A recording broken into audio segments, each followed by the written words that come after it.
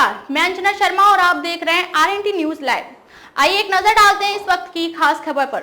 विक्की की मां से खफा हुई अंकिता की मां, जाहिर की नाराजगी, कैमरे में रिकॉर्ड हुई दोनों की बातें। बिग बॉस ने अंकिता लोखंडे और विक्की जैन को कन्फेशन रूम में बुलाया। जैसे ही उन्होंने अपनी मां और सास को टाइगर स्टेन में बैठे देख वे इमोशनल हो गए। विक्की अपनी मां को देखकर रोने लगे। वह भावुक होकर कहती हैं, बहुत गलत समझते हैं सब। विक्की को रोता देख उनकी मां भी इमोशनल हो गई। उन्होंने कहा, हर कोई गेम खेलने आया है बेटा, ये अपने लोग नहीं है, ये घर अपना नहीं है, ये बिग बॉस का घर है।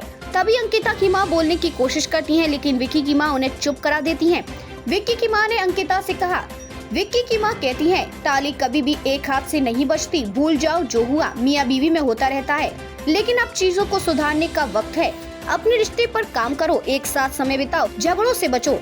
बाहर तुम दोनों इतने प्रेम प्यार से रहते थे और घर के अंदर अंकिता विक्की के ऊपर चप्पल फेंक रही है और अपने पैर से मार रही है। तभी बिग बॉस अंकिता की मां से सवाल करती हैं। अंकिता ने अपने ऊपर लिया पूरा दोष।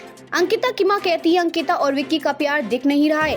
विक्की को अपना फन वाला साइड दिखाना चाहिए, जिस तरह वह बाहरी दुनिया में रहते हैं।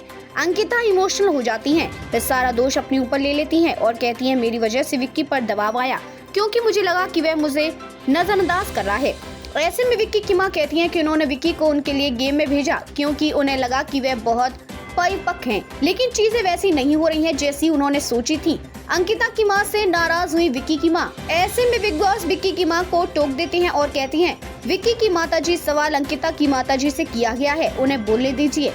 इसके बाद अंकिता की मां कहती हैं, अगर विक्की जैसा इंसान शो में रो सकता है तो वह समझ सकती हैं कि अंदर कितना दबाव है। इतना कहने के बाद दोनों अंकिता और विक्की से विदा लेकर बिग बॉस के घर से बाहर निकल रही होती हैं। तभी अंकिता की मां अपनी नाराजगी जाहिर करती हैं।